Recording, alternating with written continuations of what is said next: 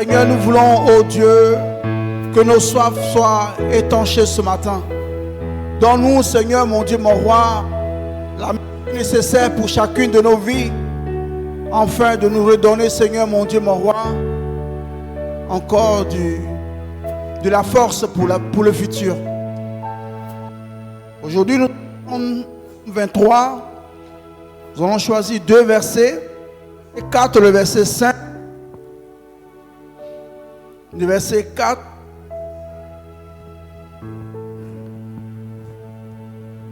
Nous lisons la parole du Seigneur. Psaume 23, verset 4. Quand je marche dans la vallée de l'ombre de la mort, je ne crains aucun mal, car tu es avec moi. Ta houlette et ton bâton me rassurent. Tu dresses devant moi une table en face de mes adversaires. Tu oins d'huile ma tête et ma coupe déborde. Amen.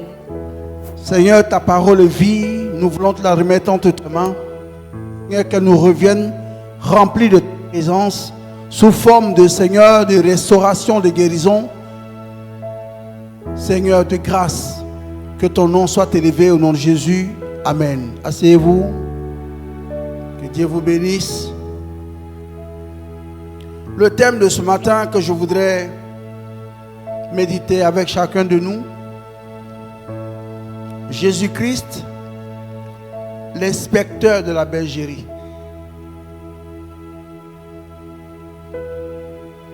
J'ai beaucoup réfléchi après ce mot inspecteur qui s'explique en disant: c'est un fonctionnaire chargé par le ministère de l'Éducation nationale de surveiller l'enseignement.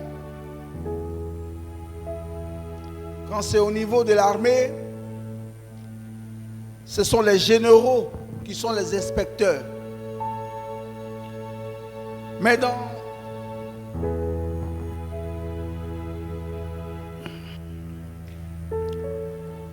ce moment de méditation bien-aimé que nous allons avoir ce matin,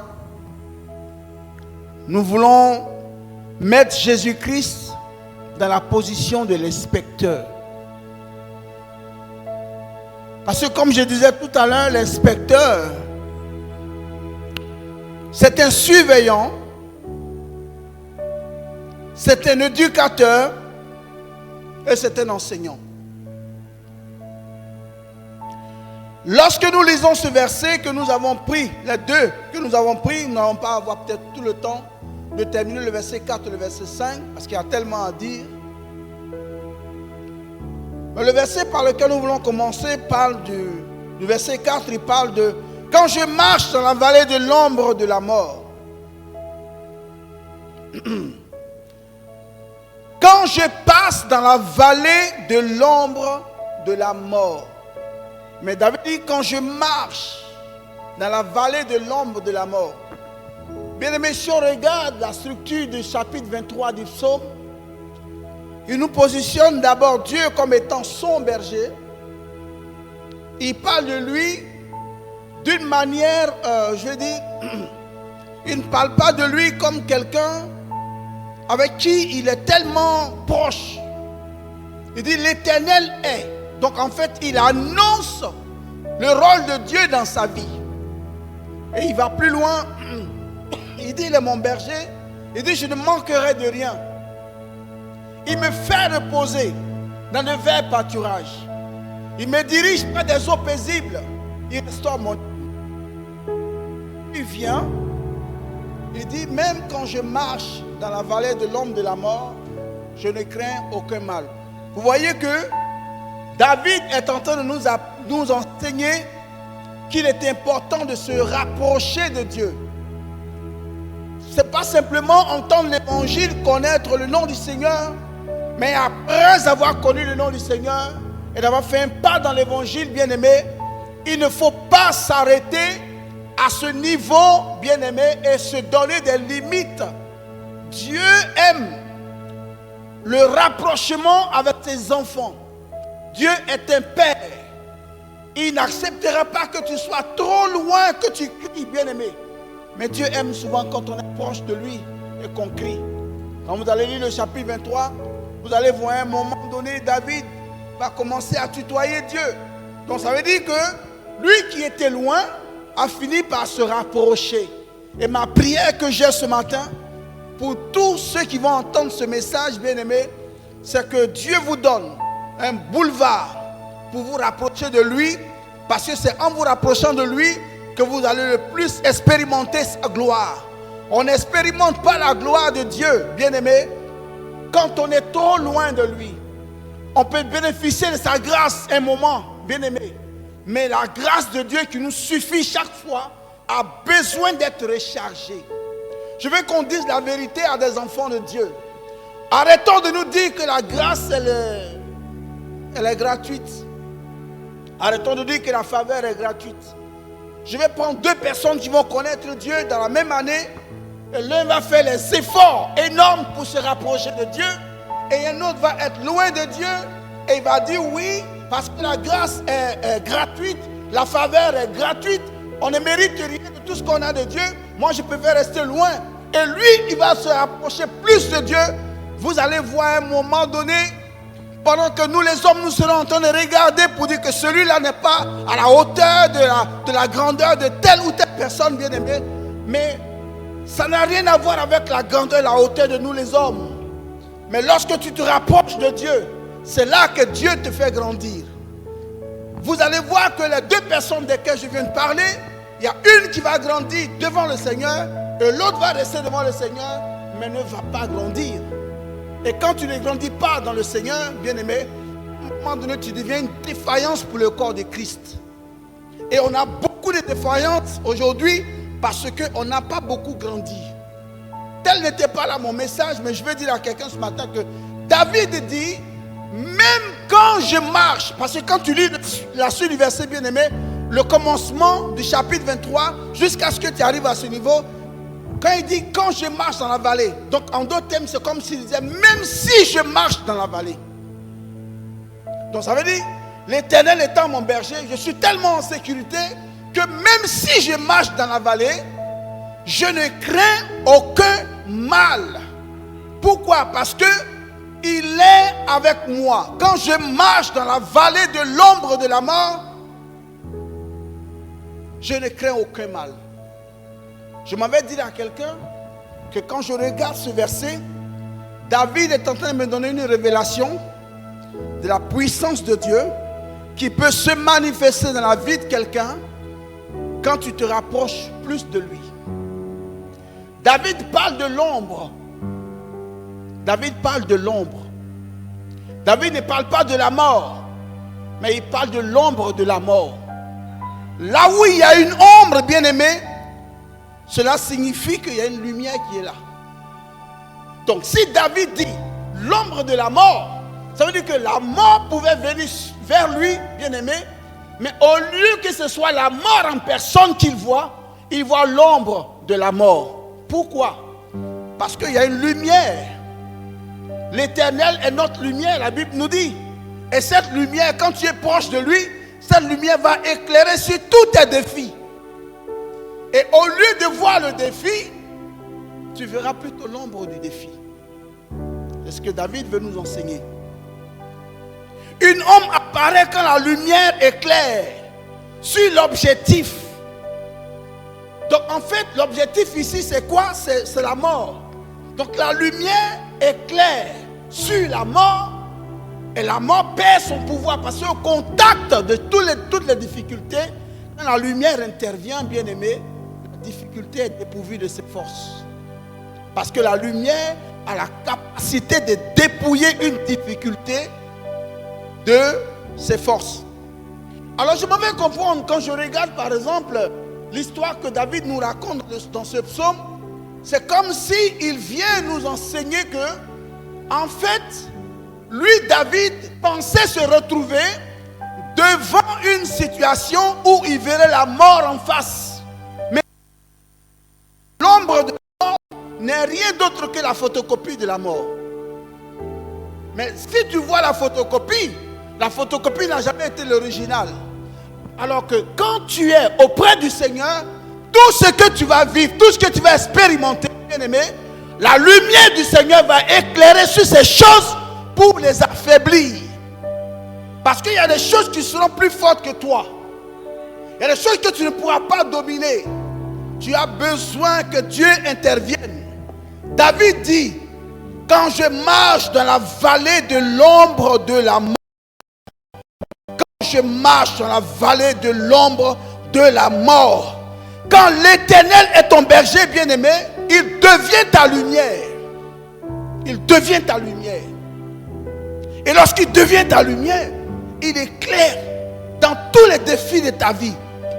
Et tous les défis perdent leur force. La Bible ne parle pas de la mort, mais de l'ombre. J'ai pris que Dieu éclaire sur les situations que tu vis, que tu expérimentes.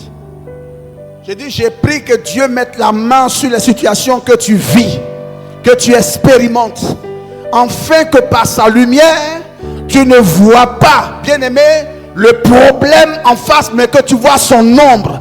En d'autres termes, la photocopie. Une photocopie n'a jamais un pouvoir, bien-aimé. Elle doit toujours être légalisée. Pour qu'une photocopie arrive quelque part, bien-aimé, on a besoin de la mettre aux normes. Donc, ce qui veut dire que le Seigneur se positionne toujours pour désarmer, bien-aimé, l'ennemi, pour que toi, ta vie, puisse aller de l'avant. Il dit, même quand je marche dans la vallée de l'ombre de la mort, je ne crains aucun mal. Pourquoi je ne crains pas? Parce que auprès de moi marche quelqu'un qui a la capacité de dominer le mal. Le mot mal n'est pas mal devant lui, mais le mot mal n'est même pas bien devant lui, mais le mot mal est au-dessus même du bien, parce qu'il a la capacité de dominer le mal. Alors David dit, si je marche avec Dieu, si Dieu est présent dans ma vie, voilà les choses qui peuvent m'arriver. Je suis venu encourager quelqu'un ce matin. Je suis venu dire à quelqu'un ce matin, ne t'éloigne pas de Dieu. Ne t'éloigne pas de ton Dieu. Ne t'éloigne pas de l'Éternel. Parce que la manigance, c'est l'ennemi, bien-aimé. Que ce soit un combat dans la famille, que ce soit un combat à ton travail, que ce soit un combat dans ta propre vie, que ce soit un combat, quel qu'il soit, bien-aimé, n'abandonne pas la main du Seigneur. Parce que la main du Seigneur va te conduire dans les sentiers de ta paix. Quand Dieu te prend par la main. David parle de vallée. Tu prends un autre homme, quand on va lui parler d'une vallée, il va voir la vallée directement comme un synonyme de la mort. Il va voir la vallée comme un synonyme d'une difficulté insurmontable. Mais David dit, je passe par la vallée de l'ombre de la mort. Il ne dit pas, je reste dans la vallée, mais je passe. Quand je marche, quand on marche, on est en train d'avancer. Donc ça veut dire qu'il marche dans une vallée, et lui, il avance dans la vallée, là où les autres sont morts. Pourquoi? Parce que auprès de lui, il y a un berger qui le conduit, qui le garde, qui le protège en chemin et qui prend soin de lui. Je marche dans la vallée de l'ombre de la mort. Il est en train de nous dire, bien-aimé, les difficultés peuvent venir devant toi, bien-aimé, mais regarde au travers de ces difficultés, tu verras que ces difficultés ont été déjà affrontées par ton Dieu. Tous les combats que nous avons dans notre vie, bien-aimé, sont les combats que Dieu a déjà fait pour nous avant nous. Et c'est pour cela qu'il dit, va, je suis avec toi. Pourquoi? Parce que le combat a déjà été résolu. Non, je ne parle pas à quelqu'un ce matin. Le combat a été déjà résolu. Donc si le combat a été déjà combattu auparavant, bien-aimé, il te parle en connaissance de cause. J'ai envie de dire à quelqu'un ce matin que parfois quand je regarde nos vies, je me rends compte que c'est des matchs en différé. Du déjà vécu par Dieu. Il sait comment ça va se terminer. Donc quand il te dit va-t'en, il sait comment ça va se terminer. C'est pour ça qu'il est rassuré et il te dit va. Amen. Mais il dit, je ne crains aucun mal. Je ne crains aucun mal, car tu es avec moi. Là vient la deuxième partie du verset. Je ne crains aucun mal. Pourquoi? Parce que tu es là. Donc ça signifie que si tu n'étais pas là, j'allais craindre. Mais comme tu es là, je ne crains aucun mal. Parce que dans ta présence, le mal même n'a pas la place dans ta présence. Donc, si je suis dans la présence de Dieu, ça chasse ma crainte. La présence chasse ma crainte. Je peux craindre. Je peux craindre. Je suis un être humain. Je peux craindre. Mais à cause de sa présence, la crainte va sortir de moi. Elle va aller loin de moi. Pourquoi? Parce que dans la présence de Dieu, la crainte s'éloigne. Si tu es dans la présence de Dieu, ta crainte va s'éloigner. Bien-aimé, l'ennemi va chercher à t'isoler. Quand il cherche à t'isoler, c'est pour t'éloigner de Dieu. Parce que tant que tu n'es pas loin de Dieu, il ne sait rien faire dans ta vie. Il faut que tu sois loin de Dieu. Je parle à quelqu'un aujourd'hui qui nous suit. Peut-être que tu es assis là ou assise là, bien-aimé, et tu entends ce message. Et le Seigneur est en train de te tirer vers le haut, quand l'ennemi est en train de te tirer vers le bas. Tu es en train de rencontrer des difficultés même dans ta propre vie, avec ta marche avec le Seigneur.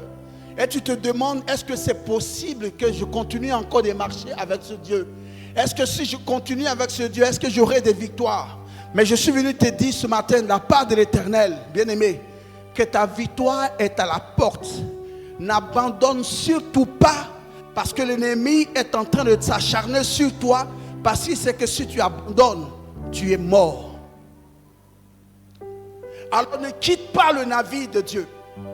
Ne quitte pas ce navire. Je ne sais pas à qui je parle ce matin, mais ne quitte pas ce navire. Parce que c'est un navire qui va t'amener dans ta destinée. David dit, quand je marche dans la vallée de l'ombre de la mort, je ne crains aucun mal. Bien-aimé, c'est pour cela que je disais encore et encore que l'église est un endroit, bien-aimé, où Dieu nous cache. Dieu nous cache. Il vient pour nous cacher. Parce que quand tu regardes dans l'assemblée, bien-aimé, il est important que tu comprennes que chacun n'ayant pas une même histoire, il y a des gens, quand ils resteront même 2 jours simplement dehors, l'ennemi s'acharnerait sur leur vie et les détruirait automatiquement, vu la descendance de laquelle ils viennent. Il y a une histoire qui les condamne déjà depuis des années, depuis des décennies, depuis des centenaires, bien-aimés. Et ces gens sont venus se cacher dans la présence de Dieu.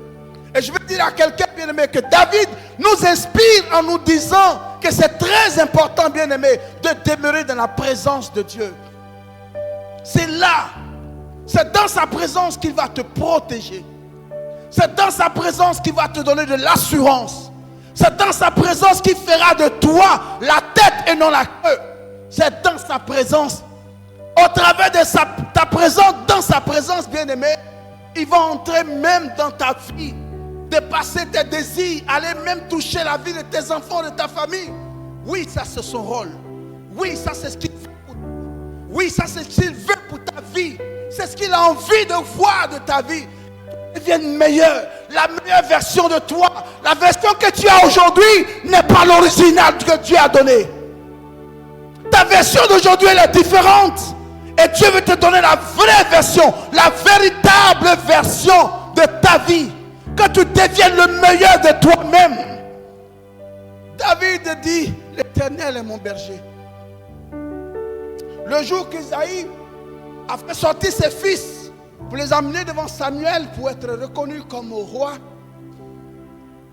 il n'avait pas compris une chose, que ce que nous les hommes avons choisi, c'est ça que Dieu a rejeté.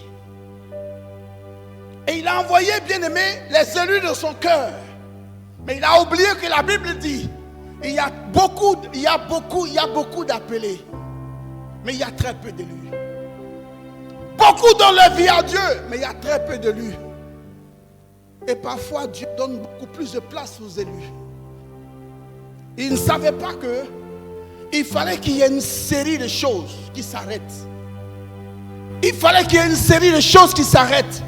Quand il présente ses 6 premiers fils, ceux-là étaient dans la direction, bien-aimés, d'une certaine histoire de condamnation sur leur vie.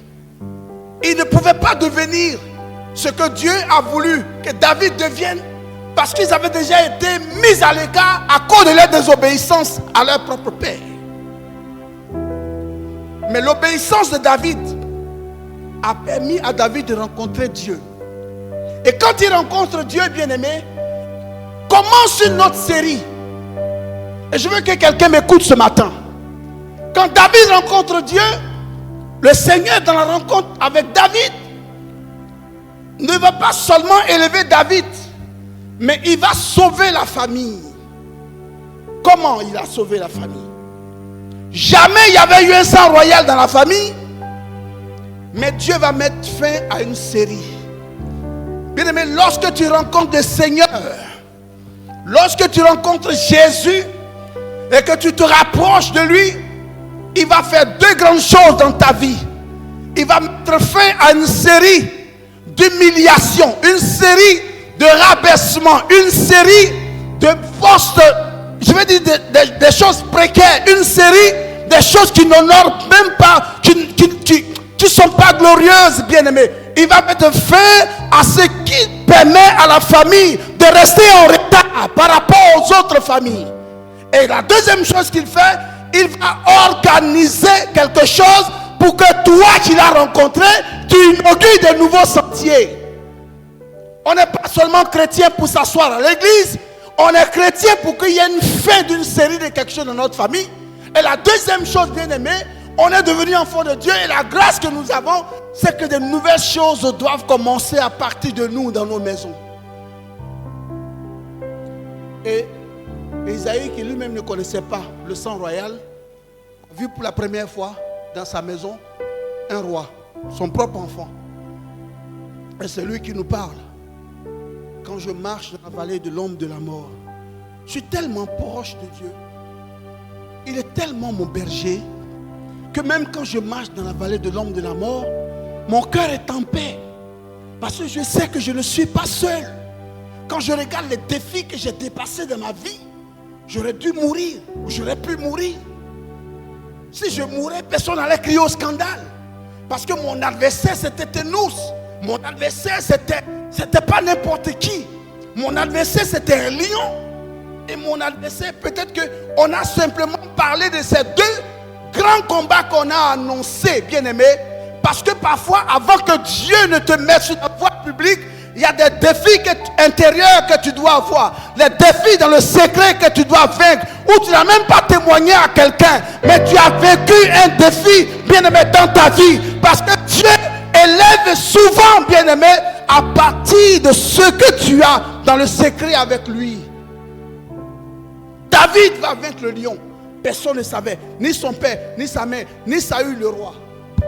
Mais le jour où il a affronté Goliath, il va donner son témoignage inconnu. Si aujourd'hui quelqu'un devait te dire, je veux que tu deviennes ceci, je veux que tu deviennes cela, quel est le témoignage que toi tu as eu dans le secret avec Dieu? Peux-tu te souvenir? Peux-tu dire cela même à toi-même? Oh, j'étais malade un jour et j'ai prié de telle ou telle manière et j'ai vu Dieu se glorifier dans ma vie, il m'a restauré. Est-ce que tu peux dire ces choses, bien-aimé? Quelles sont tes victoires secrètes que tu as avec Dieu? Il faut que tu aies des victoires secrètes avec Dieu. David dit, quand je marche dans la vallée de l'ombre de la mort, je ne crains rien. Parce que ce qui était considéré comme la mort pour les autres est devenu la vie pour moi. À cause du Seigneur. À cause du Seigneur. Il dit, je ne crains aucun mal. Parce que la présence de l'Éternel chasse la crainte. La présence de l'Éternel chasse le mal. La présence de l'Éternel donne une autre révélation de la vallée. Donne une autre révélation de la vallée. Quand le Seigneur est présent, bien-aimé, il te fait comprendre une vallée selon lui. Parce qu'il y a la vallée selon nous les hommes. Mais il y a une vallée selon Dieu. L'explication de la vallée selon Dieu. Il va te dire que la vallée n'est pas seulement pour la mort. Mais tu peux être dans la vallée et tu peux être en vie et être béni dans la vallée. Quand je regarde cette parole, je me souviens du psaume, je me souviens du psaume qui nous dit ceci, dans le psaume 84, versets 7 à 8, il parle des hommes qui se confient en l'Éternel, donc qui sont proches de Dieu, dont Dieu est présent continuellement dans leur vie. Il dit ceci, lorsqu'il traverse la vallée de Baca, il la transforme en un lieu plein de sources. Qui peut trouver la source dans un désert? Personne. Mais celui qui s'attache à Dieu peut trouver la source dans le désert. Si le Seigneur est en ta compagnie, bien-aimé, il peut te donner une source dans le désert. Le psaume 84, verset 7 à 8, il dit, il transforme la vallée de Baca et même la pluie les trouve même dans la vallée là où on avait dit que c'était mort. Il dit, lorsque leur force augmente pendant la marche. Donc ça veut dire que lorsque le Seigneur est ton berger, lorsqu'il est ton ami, lorsqu'il marche avec toi, bien-aimé, ce n'est pas parce qu'un jour tu ne te fatigueras pas. Tu ne te fatigueras pas d'une situation quelconque. Mais quand tu te seras fatigué, bien-aimé, il deviendra ta force dans cette fatigue. L'apôtre Paul dit, quand je suis faible, c'est là qu'il me rend fort. Donc pourquoi? Parce qu'il devient ma force quand je suis faible, quand je n'en peux plus, quand je suis fatigué. Quand le monde se lève contre ma vie et que je ne peux plus même me retourner à gauche et à droite. Quand je suis fatigué, il devient ma force. Le psaume dit, et leur force augmente et ils se présentent devant Dieu. Donc, il faut que les forces augmentent parce que Dieu les attend au rendez-vous. Il y a des jours, bien-aimés, que tu dois fixer des rendez-vous divins avec le Seigneur. David dit, l'Éternel est mon berger. Je ne manquerai de rien. Pour qu'il arrive à ce niveau pour traiter Dieu de berger, ça veut dire qu'il s'est tellement rapproché de lui qu'il a compris certaines choses. La présence de Dieu transforme les défis en victoire. Il y avait des défis bien-aimés, mais la présence de Dieu a tout transformé en victoire. Tu auras des défis dans ta vie, mais la présence de Dieu viendra et changera toutes choses, mais en ta faveur. La deuxième chose, c'est que la présence de Dieu apporte la pluie même dans le désert. Tu peux traverser des déserts dans ta vie, il peut y avoir des dizaines dans la vie, bien-aimée, mais la présence de Dieu sera toujours le plus qu'il y a dans ta vie, qui apportera le plus dans tout ce que tu fais. Troisièmement, la présence de Dieu nous couvre de bénédictions. Il y a des décrets bien-aimés dans nos familles. Il y a des décrets dans nos descendances bien-aimées. Il y a des décrets qui ont été dits, qui ont été cités, qui ont été écrits, qui ont même été oralement prononcés, bien-aimés, sur le nom de la famille. Mais la présence de Dieu, je dis bien la présence de Dieu, à cause de la présence de Dieu, ton histoire peut changer. Ce que Dieu ne tient pas compte de ce que les hommes avaient prévu, mais il tient compte de ce qu'il a prévu pour toi à cause de votre rencontre. Alléluia. Quand je progresse un peu dans ce chapitre, il y a un endroit où il dit à cause de son nom. Je veux que quelqu'un comprenne qu'à cause du nom du Seigneur, dans notre vie, son nom est engagé. Dans notre vie, il fait beaucoup de choses. Pas parce que nous sommes meilleurs, je l'avais dit la fois passée ici, pas parce que nous sommes meilleurs, mais parce que sa réputation est engagée dans notre vie. Ici, je dis encore une chose, c'est que la présence de Dieu te couvre de bénédictions. La présence de Dieu augmente les forces, bien-aimés, même dans le désert. La troisième chose dans le verset que nous avons lu, il dit, ta houlette et ton bâton me rassurent. On a tous été élèves, hein? En Afrique en plus. Là, le maître, le professeur, quand il te parle, le bâton est à côté. Si ta réponse n'est pas bonne, ce n'est pas les enfants de l'école d'aujourd'hui où si ta réponse n'est pas bonne. Il dit, bon, écoute, vas-y, je vais téléphoner à ton père. Non. Les professeurs d'avant, il ne téléphonait pas aux parents. Le bâton est à côté de lui. Quand la réponse n'est pas bonne, oh, il te tape. Et le berger aussi, David nous explique que le berger a 2 bâtons. Il a 2 instruments avec lui. La houlette et le bâton. Mais les 2 là, la houlette et le bâton, les 2 se ressemblent en fait. La seule différence c'est que au bout de la houlette, tu as un petit crochet. Et le petit crochet sert à quelque chose. Mais sinon, le contenu, c'est un bâton. Ok? C'est un bâton. Mais David dit, ta houlette et ton bâton me rassurent. Quand je vois ta houlette et ton bâton, je n'ai pas peur. Mais je suis plutôt rassuré. Mais cela ne me fait pas peur. Mais cela me rassure plus. Parce que la houlette et ton bâton, les 2 jouent 2 rôles différents. Le bâton, il sert à frapper les animaux féroces. Mais la houlette sert à éduquer, à ramener les brebis qui se perdent. Donc c'est pour ça qu'il y a un petit crochet au bout pour les ramener dans le chemin, dans la direction indiquée par le berger. Donc les 2 ne sont pas de la même, ne jouent pas le même rôle. Alors je dis encore que le bâton sert à frapper l'animal féroce qui vient arracher la brebis, et la houlette sert à ramener l'animal dans le bon chemin. Pour la simple raison que Dieu n'utilisera jamais le même mal duquel il a frappé ton adversaire pour te frapper. Parce que c'est un Dieu qui est amour. David est en train de nous exprimer, bien aimé, que la puissance de l'amour de Dieu est tellement au-delà de l'amour normal que si tu aimes Dieu parce qu'il t'aime, bien aimé, tes chemins seront ouverts parce que lui, Dieu, il a tellement disposé. Mais nous aimons, mais notre amour ne protège pas, notre amour ne se sacrifie pas, notre amour est limite en fait. Mais l'amour de Dieu produit. Et tout ce que nous sommes en train de citer, ce ne sont pas des projets que Dieu a fait. Dieu n'est pas en train de réfléchir comment il va le faire. Mais il est déjà en train de le faire. Parce que nous ne sommes pas le produit d'une réflexion profonde et longue. Nous sommes les produits de la grâce de Dieu, la faveur et de son accomplissement. Donc, entre la réflexion de Dieu et l'accomplissement de sa réflexion, il n'y a pas de boulevard. Quand il pense, il le fait. Quand il dit, il le fait. La Bible même dit que la chose, il dit et la chose arrive. Donc, il n'y a pas 1 an, il n'y a pas 1 mois, il n'y a pas 3 mois, il n'y a pas une distance entre ce qu'il a envie de faire au travers de sa parole et ce qu'il fait. Et David va nous expliquer ces choses. Mais pourquoi j'ai donné mon thème en disant que Jésus-Christ est notre inspecteur?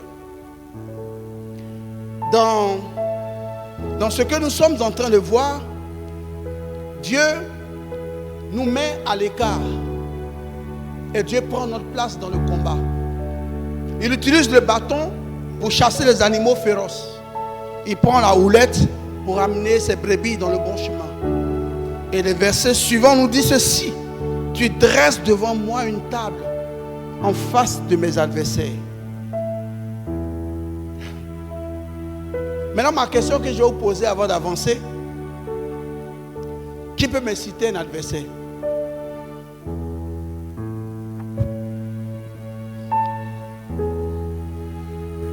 Quel ennemi? Je dis, citez-moi un adversaire.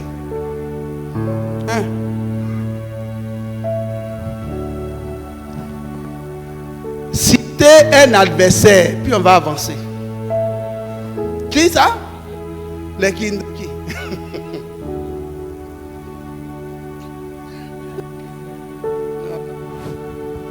La Bible dit que nous n'avons pas à combattre la chair et le sang, mais nous avons à combattre contre les esprits dans le monde invisible, dans les lieux célestes. Ok? des esprits qui se battent contre nous et qui nous envoient la maladie, la pauvreté. Voilà nos adversaires. Ça, c'est pas quelqu'un. Lui-même là, il a des problèmes avant. Il n'a peut-être pas le même problème de mon genre, mais il a un problème dans sa vie. Tout ce que vous voyez sur la terre, quand il est trop riche, tout le monde le cherche. Quand il est trop pauvre, tout le monde se moque. Donc en fait, dans la vie, tu as toujours un problème.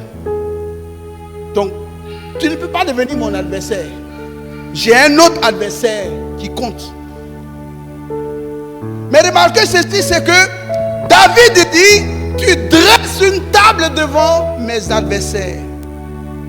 Et je vais essayer de m'attarder un peu sur ceci. Tu dresses une table, ça veut dire quoi? Quelle table il faut dresser? Vous savez, un jour, David avait invité Mephibosheth chez lui. Mephibosheth pensait que David le cherchait pour lui ôter la vie. Parce qu'il était descendant de Saül. Il était le petit-fils de Saül, donc il pouvait réclamer la royauté. Donc quand on est venu le chercher, il a eu peur. Il a commencé à se dénigrer lui-même, sans qu'on ne dise quoi que ce soit. Oh, qu'est-ce que David va faire avec moi? Moi, un chien mort comme moi. David dit, il a besoin du chien mort. Lève-toi, vas-y. Il est parti, arrivé là-bas. David lui a redonné les terres de ses grands-parents et de son père. Et David lui a donné une place à sa table.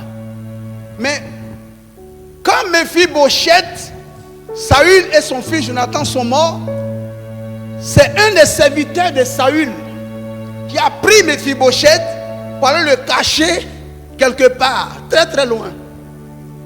Afin qu'il ne meure pas, parce que dans le passé, bien aimé, quand un roi tombe, on écrase toute sa famille.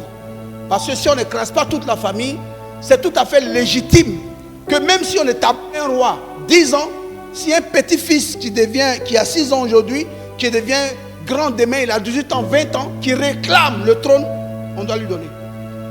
Parce que l'histoire du trône, ce n'est pas élection. Donc, il est allé cacher Mephibosheth. Où? Très très loin. À l'O-Débar. Personne ne connaît là-bas. Pour qu'il reste en vie. J'ai envie de dire à quelqu'un ce matin que parfois Dieu va te prendre pour aller te cacher quelque part. Il faut accepter. On aime trop qu'on nous regarde. Dieu va te cacher parfois dans des choses. Tu veux acheter un costume très cher. Et puis, Dieu dit non, je te ferme cette porte. Parce que si tu portes le costume là, tu vas t'exposer. Oh non, moi je ne comprends pas, je prie, je jeûne. Dis avec moi, Dieu t'a caché. Dieu a beaucoup de manières de cacher les gens. Hein?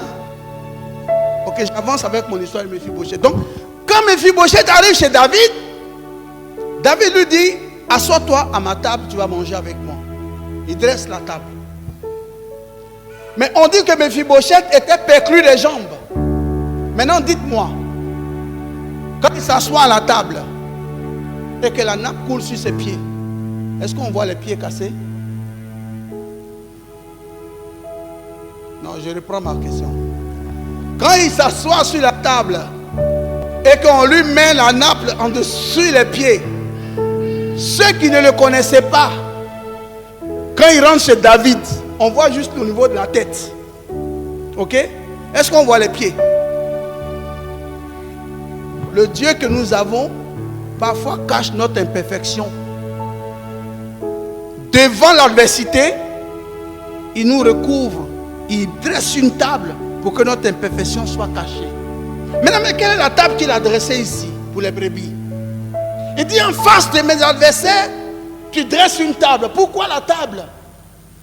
Parce que quand le berger avance avec les brebis et qu'il voit un loup devant lui, qu'est-ce qu'il fait? Il regroupe les brebis. Il les met ensemble. Il les met ensemble. Il les met ensemble. Il les met ensemble. Il fait un petit lot pour pouvoir avoir le contrôle sur le petit qui est devenu, au lieu qu'il soit éparpillé. Et vous allez remarquer encore que en les mettant dans le rassemblement, il va se produire une chose. La chose qui va se produire, c'est quoi? C'est que il va prendre les brebis blessées, les brebis affaiblies par une maladie, par quelque chose, pour les mettre au milieu des autres, afin que tout le monde le couvre et le protège. Voilà la table que Dieu dresse pour nous protéger, pour cacher nos infirmités. Tu dresses devant moi une table et tu es en face, c'est-à-dire que c'est en face de mes adversaires que tu dresses la table. Beaucoup ont dit oui, la table qui a été dressée c'était devant les propres frères.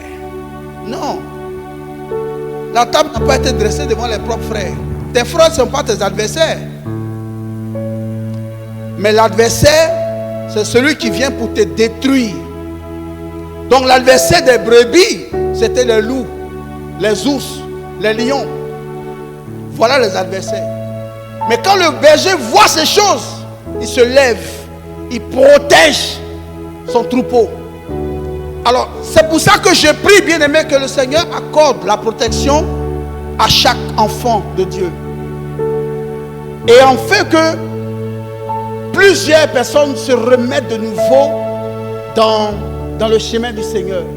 Tout ce que tu entends, je suis découragé, je suis abattu, je suis. Il n'y a jamais quelqu'un qui va regarder une fois derrière lui et voir d'où Dieu l'a tiré. Et voir la capacité avec laquelle il peut louer ce Dieu et le remercier. Mais non, c'est difficile. Mais il dit, dresse devant moi une table en face de mes adversaires. Mon adversaire, c'est la maladie. Dieu peut dresser une table devant la maladie. Il y a des maladies qui viennent, bien aimés, qui attaquent des personnes, mais qui ne les emportent pas, parce que Dieu a dressé une table. Il y a des choses qui viennent, qui attaquent des personnes, mais qui ne les emportent pas, parce que Dieu a dressé une table. Quand l'Éternel est ton berger bien-aimé, en un mot, il prend soin de toi. Il te met à l'écart, il te met à part. Et il gère tes problèmes. Tes problèmes deviennent ses problèmes personnels. Il gère, bien-aimé, les choses comme il veut. Il ne t'abandonnera pas. Au milieu de ces difficultés, bien-aimé, David dit, tu dresses une table devant moi. Il ne dit pas, je te livre à l'épreuve, je te livre au prédateur, mais il prend la brebis et il la garde. L'une des choses encore que l'inspecteur fait, bien aimé, lorsque l'inspecteur commence et se lève le matin, la première des choses qu'un inspecteur va faire, il va aller constater si toutes les brebis de sa bergerie sont vivantes. Dieu va se rassurer chaque fois, bien-aimé, que tu fais partie des vivants aujourd'hui. Non, je n'ai pas entendu. Dieu va se rassurer chaque matin. Quand la Bible nous dit, ses bontés se renouvellent chaque matin. De quelle bonté il s'agit? C'est de ce service-là d'inspection. Il se promène, il vient, il vérifie si je suis bien réveillé, si tu es bien réveillé, si nous sommes bien réveillés, si nous n'avons rien aujourd'hui. Parce que tu peux dormir la nuit, tu es en bonne santé, le matin tu te lèves, tu es malade. Il vérifie toutes ces choses. C'est un inspecteur. Il prend soin. Il est minutieux. Il prend soin, mais jusqu'au plus petit des détails. Il veille au grain. Il ne laisse rien tomber. Il prend soin de ta vie. Il prend soin de la renouveler chaque jour. Il prend soin d'augmenter tes jours sur la terre. Même si ces jours sont déjà connus. Mais chaque fois qu'un jour arrive, il te le livre. Il ne t'abandonne pas. Il te garde. Il fait en sorte que chaque fois que tu te lèves et que même le malheur se tient devant toi pour t'atteindre, Il va te délivrer de ce malheur parce qu'il est ton berger. Il veille sur tous les petits grains possibles parce qu'il a un compte à rendre, non pas à quelqu'un mais à lui-même. Vous savez, c'est très important de voir un berger devant lui quand une brebis est dévorée par un animal féroce. Vous ne pouvez pas comprendre comment le berger peut entrer dans une tristesse. Parce qu'il va voir qu'il a été incompétent. Il va voir qu'il n'a pas été à la hauteur. Il va voir qu'il y a quelque chose qui a manqué. Il va se poser la question, mais comment dois-je faire pour la prochaine fois? Que dois-je faire pour la prochaine fois? Et pendant ce temps, il serait en train de réfléchir. Mais pendant son temps de réflexion, tu vois son visage est attristé parce qu'il vient de perdre quelque chose. Vous savez, c'est difficile de regarder, bien aimé, un peuple de Dieu. Nous qui sommes les enfants de Dieu. La semaine dernière, je vous ai dit que David avait fait la naturalisation. Vous savez que dans le royaume des cieux, il n'y a pas deux nationalités. Il n'y a pas la double nationalité là-bas. Ici sur la terre, tu as la possibilité d'être français, tu as la possibilité d'être belge en même temps. Toi, le même personnage. Mais dans le royaume des cieux, soit tu es naturalisé chrétien ou tu ne l'es pas. Et on va parler de la naturalisation bientôt. Parce que c'est très important. Nous devons, à ce niveau-là, bien aimé, honorer la présence de notre Dieu. Prends-le, qu'il soit ta chose à toi, qu'il soit ton secret personnel, sois son ami. Toi, tu demandes que lui soit ton ami, alors que toi-même, tu n'es pas son ami. Comment tu veux qu'il soit ton ami? Et quand l'inspecteur se lève le matin et qu'il commence à inspecter ses brebis, les brebis sont côte à côte. Il donne ici de l'herbe. La brebis qui est à côté ne doit pas s'inquiéter parce que je sais que l'inspecteur a commencé le travail. Après l'autre, ce sera moi. Donc si elle est bénie, tu vas dire quoi?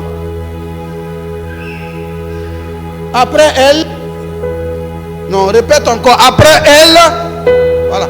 Parce que quand l'inspecteur commence son travail, bien aimé, il ne s'arrête pas avant d'avoir fini. Il a fini de faire son tour. Il a donné à tout le monde qui doit se reposer. Et quand bien même qu'il dit qu'il se repose encore, on dit qu'il donne le sommeil. Je vous laisse la révélation de lui donner le sommeil pour la prochaine fois. Il ne donne le sommeil. Donc quand il s'assoit, il fait encore autre chose. Donc ça veut dire que dans les vraies brebis, là, auprès du berger, tu ne trouveras pas des brebis jalouses. Parce que je sais qu'il est en train de donner de l'herbe ici. Il va venir chez moi. Mais à l'église, il te bénit avant moi. Seigneur, moi je ne comprends plus rien. Je pense que le pasteur fait des parties pris.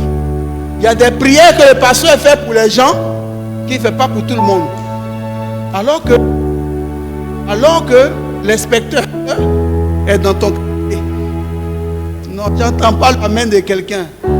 L'inspecteur est dans ton quartier. Il n'est passé seulement que chez ta voisine avant toi. Amen. Donc tu ne dois même pas t'inquiéter parce que de toutes les façons, il va arriver chez toi.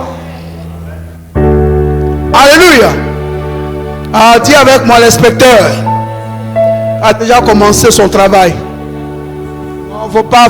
Dis-le fort, l'inspecteur a déjà commencé son travail. Après lui, ce sera moi.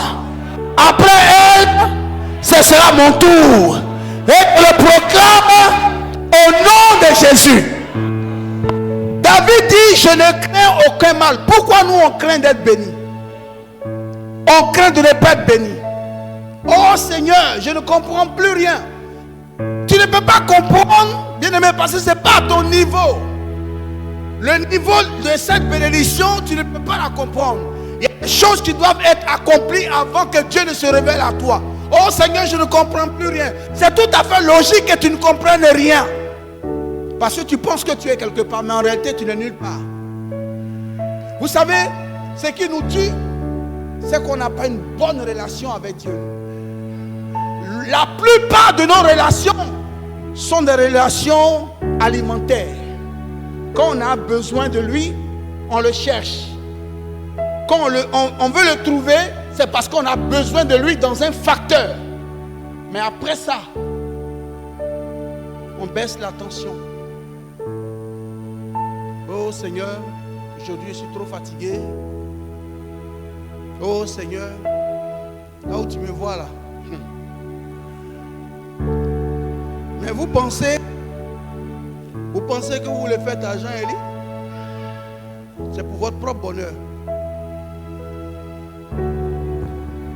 David dit, l'Éternel est mon berger. Je vais laisser il loin d'huile ma tête. Notre évangéliste va nous prêcher là-dessus quand il sera son tour.